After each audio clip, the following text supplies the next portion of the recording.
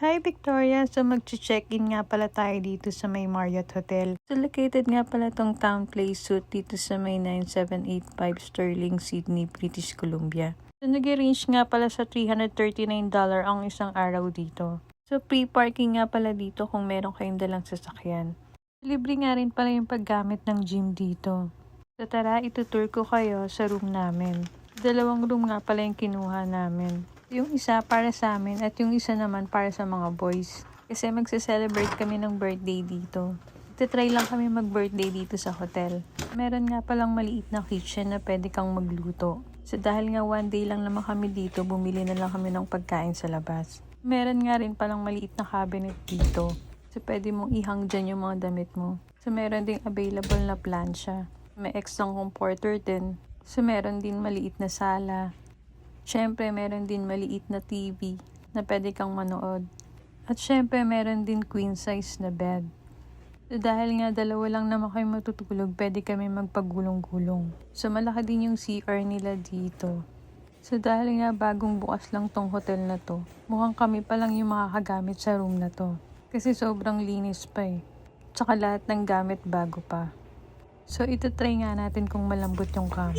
So, mamaya, sobrang sarap matulog dito. So, dahil nga nainip ako sa taas at mag-isa pa lang ako, bumaba ako dito sa pantry. At libre nga pala magkape dito. So, meron nga palang coffee machine dito sa baba. Kahit ilang beses ka magkape, pwede. Pinili nga pala natin itong latte. So, pipindutin mo lang kung anong gusto mo dyan.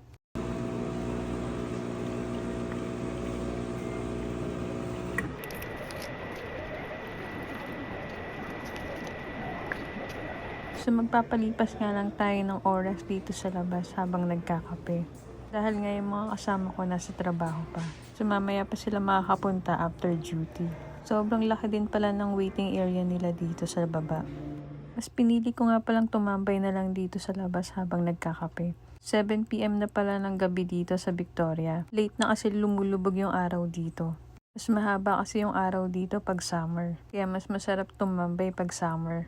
Hindi mo mamamalayan yung oras. Dahil nga nainip ako, naisipan kong mag-swimming. Dahil kasama naman to sa amenities dito sa hotel, ulitin na rin natin yung binayad ng tropa natin. 6 AM to 11 PM nga lang pwedeng gumamit ng pool. 8 PM na nga pala ng mga oras na to. So meron pa ang 3 oras para maligo. Buti na lang pagdating ko dito, solo ko lang yung pool. Buti na lang talaga hindi ganun kalamig yung pool dito. Kasi kahit summer na dito sa Canada, sobrang lamig pa rin ng tubig.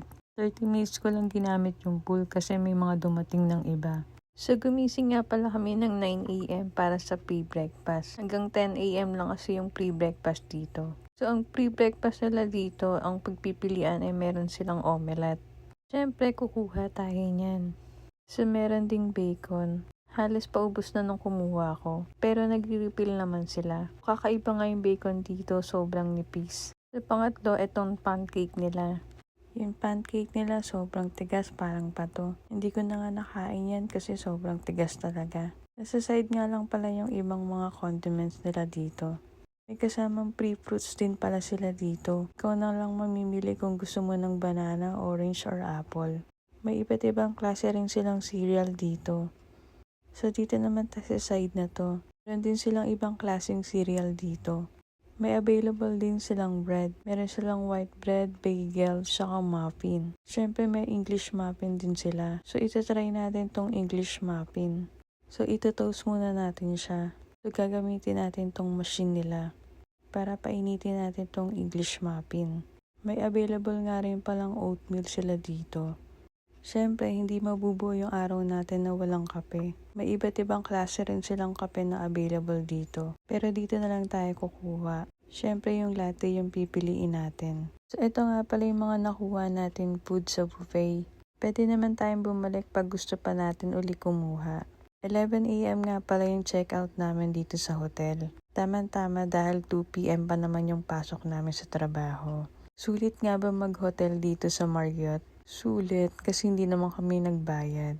Thank you nga pala sa sponsor namin. So, i-rate natin yung hotel ng 9/10. Medyo malayo nga lang to sa bus stop. Mga 10 minutes yung lalakarin mo papunta ng bus stop. Pero dahil may sasakyan naman yung tropa namin, hindi kami mahirapan maglakad ng 10 minutes. Natirik na tirik ang araw. So yun lang, bye! Thank you for watching guys!